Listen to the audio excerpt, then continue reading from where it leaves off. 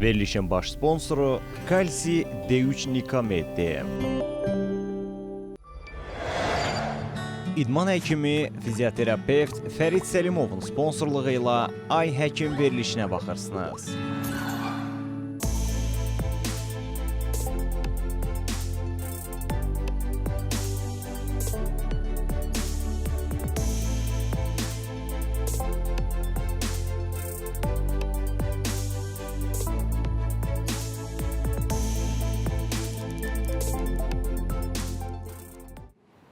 Salam, hər vaxtınız xeyir olsun, əziz tamaşaçılar. CBC Sporta baxırsınız. Ay Həkim efirdədir. Studiyada doktor Tutu Zeynalovadır. Və bugün növbəti maraqlı qonağımızla uşaqlarımızın sağlamlığını müzakirə edəcəyik. Uşaqlarımızın sağlamlığı və inkişafında gözdən qaçan məqamlar hansılardır ki, bu məqamlar valideynlərin gözündən qaçır və gələcəkdə uşaqların sağlamlığında problem yarada bilər. Təbii ki, bu mövzuda fikir söyləmək üçün qonağımız mütləq ki, pediatr olmalıdır və bu işdə kifayət qədər təcrübəsi olan, bu xəstələri, bu pasientləri hər gün görən insan olmalıdır. Elə bu məqsədlə də bugün Ay Həkimin qonağı Azərbaycan Tibb Universitetinin Uşaq Xəstəlikləri Kafedrasının dosenti doktor Fəxriyə xanım Məmmədovadır. Xoş gəlmişsiniz. Çox şadam sizi görməyimə bizim studiyamızda və əminəm ki, tamaşaçılarımıza bugün maksimum faydalı olmağa çalışacağıq. Fəxriyə xanım, uşaq sağlamlığı və inkişafında gözdən qaçan məqamlar hansılar olur ki, misal üçün, elə müəyyən terminlər var ki, biz həkimlər hər gün öz kabinetimizdə işlədirik, hər gün bu sözü bütün xəstələrə deyirik, amma yenə də bu mövzuda kifayət qədər maarifləndirə bilmirik. Sizin sahədə hansı cümlələr, hansı sözlər, hansı məqamlardır bunlar?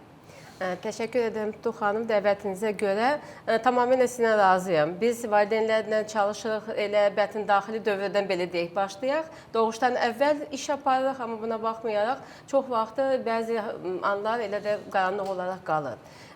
Biz çox gözəl bilirik ki, bizim uşaqlarımızın sağlamlığı əlbəttə ki, bir neçə amildən yararlanır. Birinci növbədə qidalanmadır, ondan əlavə olaraq digər immuniteti belə deyək, formalaşdıran bir amillərdir və bununla yanaşı əlbəttə ki, həyat tərzidir. Yəni bunlardan birincini əlbəttə qidalanmadan başlamalıyıq. Bunu biz hər dəfə deyirik valideynlərimizə, amma buna baxmayaraq çox səhvlər var. Elə də bizim əsasən də gənc analarımızda. Bunun birinci növbədə əlbəttə ki, ana südü ilə qidalanmadan başlamaq istəyirəm. Yəni, gözdən qaçan amil olmasa da, amma çox vaxt riayət olunmayan bir amildir. Analarımız bilir ki, bu faydalıdır. Baxmayaraq, çoxsu işləyir, çoxsunun vaxtı olmur. Bəzi hallarda istər-istəməz süni qidalanmaya keçirlər. Amma bütün ekspertlər deyir ki, heç olmasa 6 aya qədər mütləq uşaq ana südü ilə qidalanmalıdır. Ana südün tərkibini çox gözəl bilirik. Tam uşağa uyğun olan, onun bütün imkanlarına uyğun olan bir maddədir. Ona görə də bu birinci, belə deyək, gözdən qaçan... Həm ingrediyentləri, həm temperaturu... Hər şeyi, yəni tamam olaraq hazır, qızdırılmış bir maddədir ki, birbaşa olaraq tam belə gigiyenik tərəfdən də düzgündür. Yəni birbaşa anadan uşağa keçir və onu nə qızdırmaq lazımdır, nə dezinfeksiya etmək lazımdır. Tamamilə hər şey təbiətlə tərəfindən gözlənilir. Doktor, elə xanımlar var ki, mənim südüm olmadı.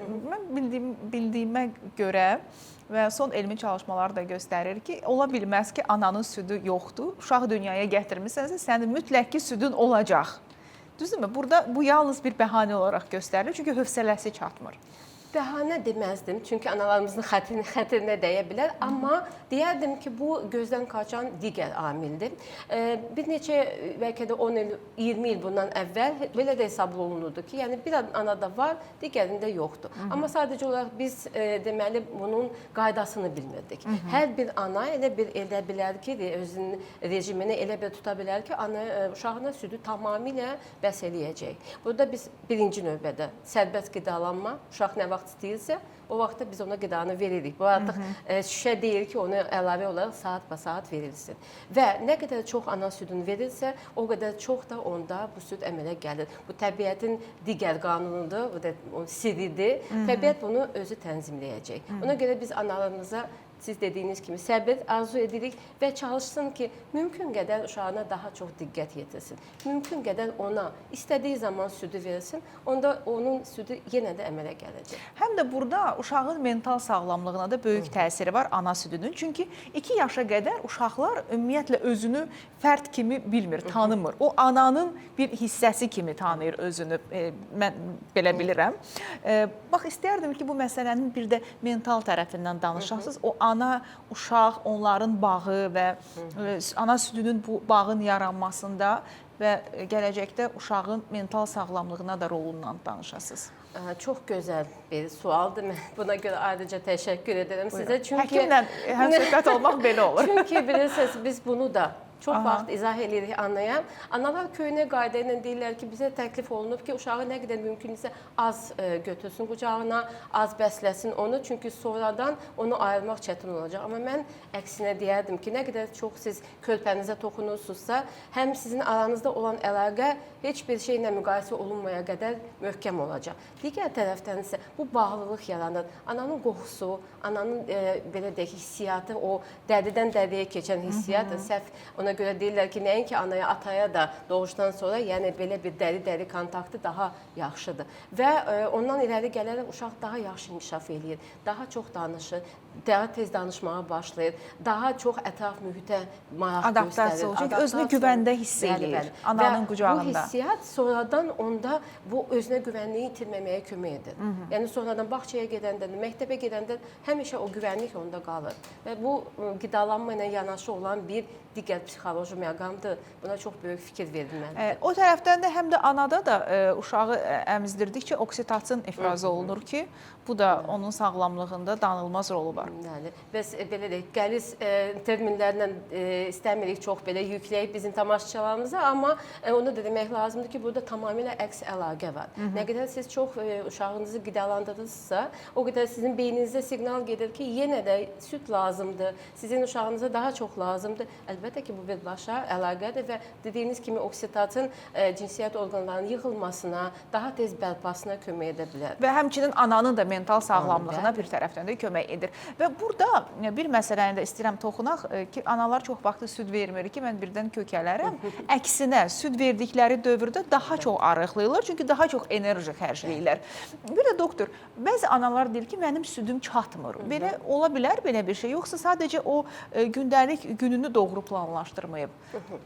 Tamamilə bununla razıyam ki, çatmır məsələsinin hansısa bir ciddi səbəbi olmalıdır. Əlbəttə ki, müəyyən bir xəstəliklər olar anada ki, hansılar ki, bu südün ifrazına belə deyək, maneəçilik törədir. Məsələn, endokrinoloji xəstəliklər ola bilər, beyinlə bağlı olan xəstəliklər, bunları biz qırağa qoyuruq. Əgər ana sağlamdırsa, onun dediyiniz kimi rejimi tənzimlənibsə, o öz gündəlik həyatını tənzimləyibsə, deməli bunun südü olmalıdır. Və çox istəyərdim ki, ailə üzvləri də ona kömək eləsinlər bunda. Çünki nə qədər ananın belə deyək, digər işləri azdırsa, o qədər çox və stressi azdırsa, tamamilə. Bu da çox qaynana az müdaxilə edirsə, indi siz qonaqsınız deməyəcəksiniz, mən deyim.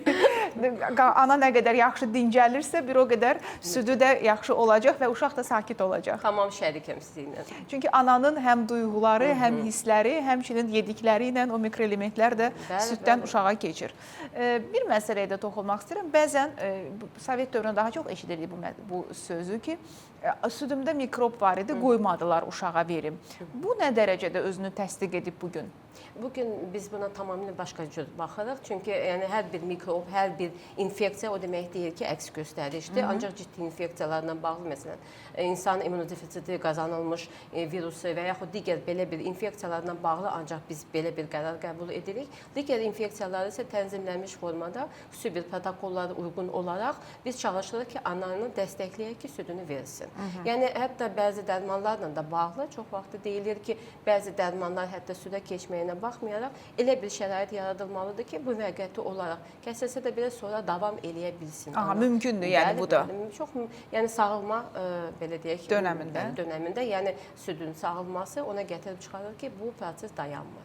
Fəxriyə xanım, bəlkə bugün sizə verdiyim suallar biraz belə qəribə gələcək. Sadəcə istəyirəm məişətdə belə sıx rast gəldiyimiz, gördüyümüz məqamlara toxunaq. xüsusilə də yayda uşaq doğulubsa, deyirlər ki, ay Allah, bu istidə bu uşaq yandı, heç olmasa ona bir qaşıq su ver, qaşıq su ver. Su verək. Çünki burada da bəziləri deyir ki, istəyirsən ver, bəzi həkimlər deyir ki, yox, qətiyyən ehtiyacı yoxdur, ana südünün 88% sudur, ancaq süd verin. Siz nə deyirsiniz? Bu çox hər iki mülahizə düzdür. Aha. Ona görə sizinlə razıyam.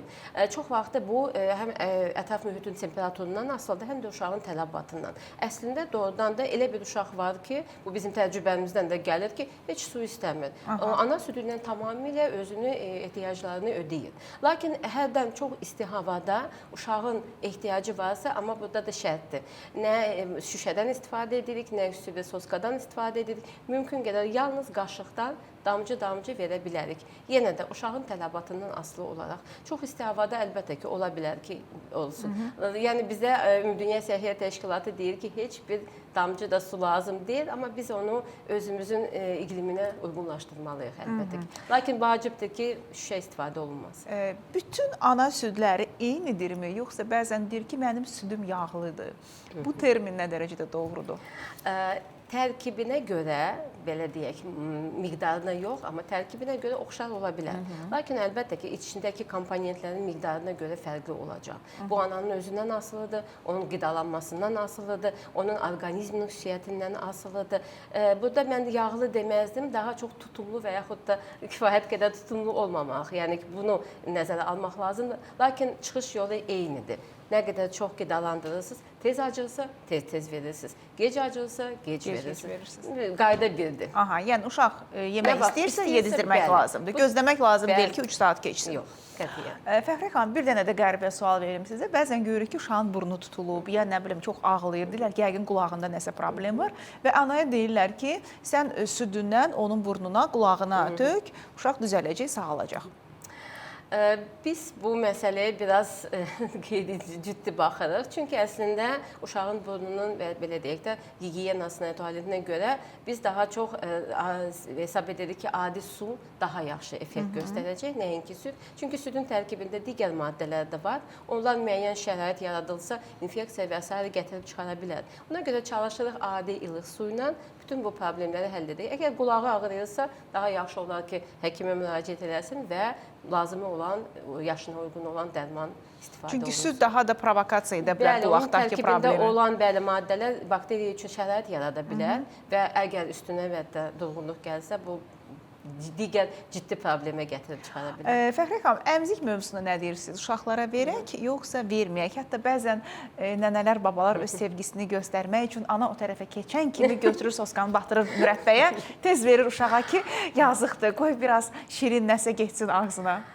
Düzdür, nənələrə əks getmək olmaz, amma bunu da etmək olmaz, bunu biz deyirik. Çünki birinci, siz özünüz gözəl bilirsiniz ki, problem əmzikdədir. Problem ondadır ki, uşağın soğulma və belə deyək, əmmə öz ehtiyatları var. Yəni, əgər o əmziyi əmirsə, o ananın südünü daha gec, yəni daha pis əməcək. Çünki o yorulur və artıq onun gücü çatmır ki, kifayət qədər yaxşı südür. Tənbəlləşir. Tənbəlləşir, bəli. Əmziyin forması başqadır. Ağzının içindəki olan, deyək, quruluşu dəyişə bilər. Sonraki dövrdə bu digər problemlərə gətirib çıxarır. Ona görə tövsiyə etmirik. Bala da batırmağı niyə tövsiyə etmirik? Çünki həm uşağın yaşına görə uyğun deyil, həm də allergik uşaqlara biz əks göstəriş bilirik. Ona görə... Bəs süddən ayırma məqamı niyə belə çətinləşir bəzi valideynlərdə ki, artıq həkim deyir ki, süd verməyə bilərsən, ümumiyyətlə nə qədər verək maksimum bu məqama da toxunaq. Bəzən də olur ki, ana yazıq qalır belə, yəni istiotdan tutmuş, qarçitsa nə gəldi əlinə ki, uşaq əmməsin artıq, amma uşaq baxırsan ki, danışır, hər şey sənə izah edir, amma anadan qopa bilmir. Bu məqamda nə tövsiyə edirsiniz? Bəli, bir də təkrar edeyim ki, 6 aya qədər mütləq tövsiyədir. Bəli, 2 yaşa qədər icazə var ki, əgər istəyirsə uşaq verilə bilər. Amma çox gözəl bilirik, müasir dövrdə analar işləyir, çox vaxtı daha tez çıxmağa başlayır işə və onda ayırma əlbəttə ki, daha çox psixolojidir. Əgər uşaq digər yeməyə keçibsə, o 1 yaşdan sonra artıq digər yeməklər yeyir, daha bərk və s. vacibdir ki, o yeməkləri yesin ki, ağzın aparatı yaxşı formalaşsın. Ona görə bu daha çox psixoloji məqamdır. Ana da yolunu tapmalıdır ki, necəsə öz sevgisini başqa yolla göstərsin. Siz birinci onu buyurdunuz ki, bu sevginin bir əlamətidir. Ona görə sevgini başqa bir formaya keçirsə, daha rahat onu ayıra bilər. Bir də istəyərdim ki, ana südünün uşağın mikroflorasına, immun sistemindən danışırıqsa, immun sistemimizin bilirik ki, 80% bağırsaqlarımızdadır. Ana südünün uşağın mikroflorasına da müsbət təsirini vurğulayasınız. Sonra keçəcəm başqa məsələlərə. Buyurun. Buyurun. Tamamilə düzdür və mən sizinlə tam razıyam. Çünki bizim uşağımız da körpə doğulandan sonra onun tamamilə dediyimiz o mikrobiotoz daha çox müasir dövrdə deyilən mikrobiom, o formalaşır məhz ananın südünün təsiri nəticəsində və orada bilirsiniz xüsusi bir maddələr var, prebiotiklər hansılar ki, uşağın bu mikrobiomunu inkişaf etməyə kömək edir. Və hətta bunu da vurğuluyoruz ki, uşaq necə doğulursa, necə qidalanırsa, gələcəkdə onun sağlamlığı birbaşa onunla bağlıdır. Və əlbəttə ki, ona görə biz tövsiyə edirik ki, ananın südündə olan biz dediyimiz o prebiotiklər digər maddələrdə nə qədər əlavə olunsa da belə onun yerini vermir. Ona görə də bu çox vacibdir. Biz bugün danışırıq uşaq sağlamlığı və inkişafında gözdən qaçan məqamlardan dostlar. Qonağımız Azərbaycan Tibb Universitetinin Uşaq Xəstəlikləri Kafedrasının dosenti Fəxriyə xanım Məmmədovadır. Fəxriyə xanım, anaların siz biraz əvvəl doğru qeyd etdiniz ki, tez işə çıxırlar, tələsirlər və s. və burada da onların köməkçisinə çevrilir blender. Və uşaqda çeynəməni gecikdirən məsələlərdən biri. İstəyərdim ki, bax bu məsələyə də toxunasınız ki, nə qədər vermək olar blenderda, nə vaxt kəsmək lazımdır. Bəlkə deyəcəksiniz, ümumiyyətlə olmaz, bilmirəm. Yox, mən olmaz sözünü istifadə etmirik. Biz təcrübəmizdə, amma dedik, yaxşı olardı ki, bu daha yaxşı təsir edir. Deməli, blender ilk belə deyək, əlavə qidanı biz nə vaxt verirsə, onda bizim köməyimizə gəlir. Çünki uşaq tamamilə belə deyək də maye formasında olan qidadan birbaşa keçə bilməz.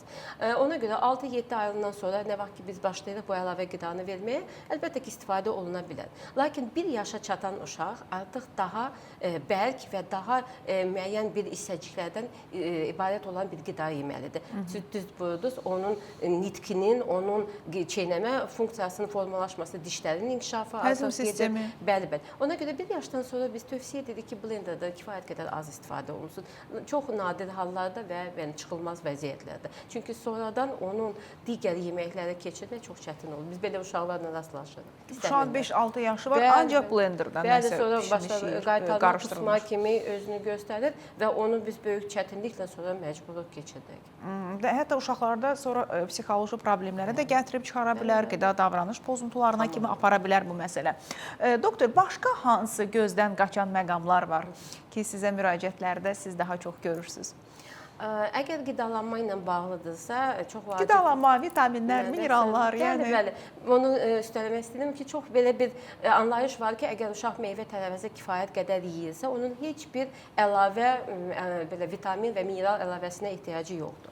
Təəssüflər olsun ki, biz bunu vurğulamalıyıq ki, uşaqlar bəzi hallarda xəstələnir.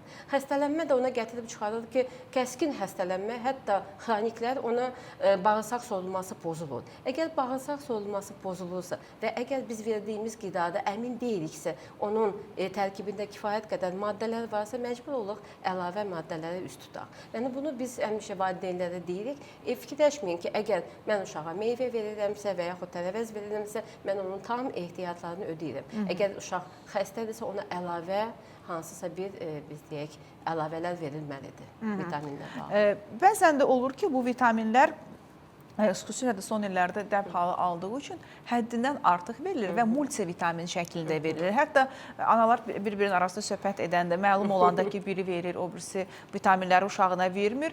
İradla qarşılaşır ki, sən necə anasan? Sanki ildə 2 dəfə uşaqda multivitamin verməyən valideyn səriştəsizdir. Bu mövzuda mən həmişə evdə də övladım arıqdır. Yəni, bu konstitusiyası elədir və anam həmişə deyir ki, o uşaq arıqdır, ona vitamin ver. Deyirəm ki, niyə? Mənim uşağım xəstələnmir. Sağlamdısın. Mən niyə ona boş-boşuna vitamin verim?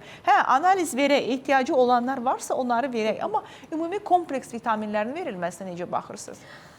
Mən razıyam ki, kompleks vitaminlər çox da belə deyək də ürəyi açan bir vəziyyət deyil. Çünki indi kifayət qədər bazarda çoxdur və valideynlər onu bir-biri ilə məsləhətləşib verirlər və çox vaxtı sosial şəbəkələrdən bir tövsiyə götürərək verirlər. Lakin bəlkə uşağın hansısa vitaminə ehtiyacı var, digərinə yoxdur. Çox gözəl bilirsiniz ki, vitaminlər bir-birinə antagonist ola bilər. Bəzi vitaminlər bəzi mikroelementlərə zidd çıxır, onların sorulmasını dayandırır və ona görə belə deyək də qaydasız verilməsinə biz əlbəttə ki, qarşısına çıxırıq. Mümkün qədər yoxlayırıq. Əgər ehtimal edildiksə, hansısa azdırsa, məsələn, D vitaminidir, digərləri onu yoxlaya bilirik. İndi imkanlarımız da var kifayət qədər. Adətən belə deyək, toplam vitaminlər biz hansı hallarda uşaq xronik xəstəliyi var, onun sorulması bir qədər pozulub. Ehtimal edilir ki, mənimsəyə bilmir. Onda bəli, bəzi hallarda o da həkim tövsiyəsinə edirik. Xahiş edirik ki, ona görə valideynlərlə bir-birinə məsləhət yox, daha çox həkimlə məsləhət eləsin. Biz maraqlı söhbətimizi davam etdirəcəyik.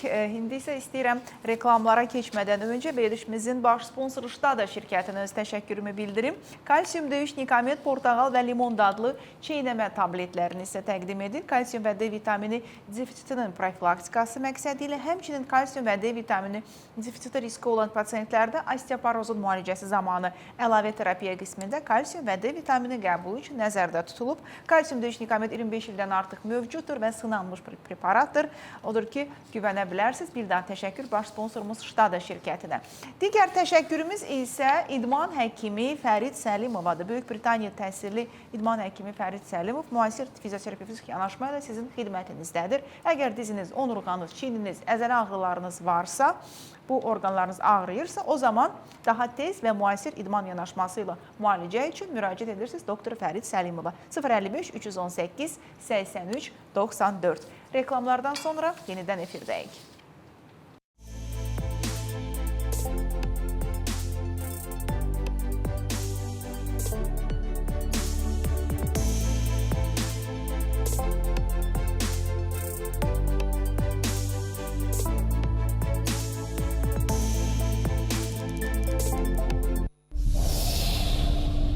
Verilişin baş sponsoru Kalsi D3 Nikametdir.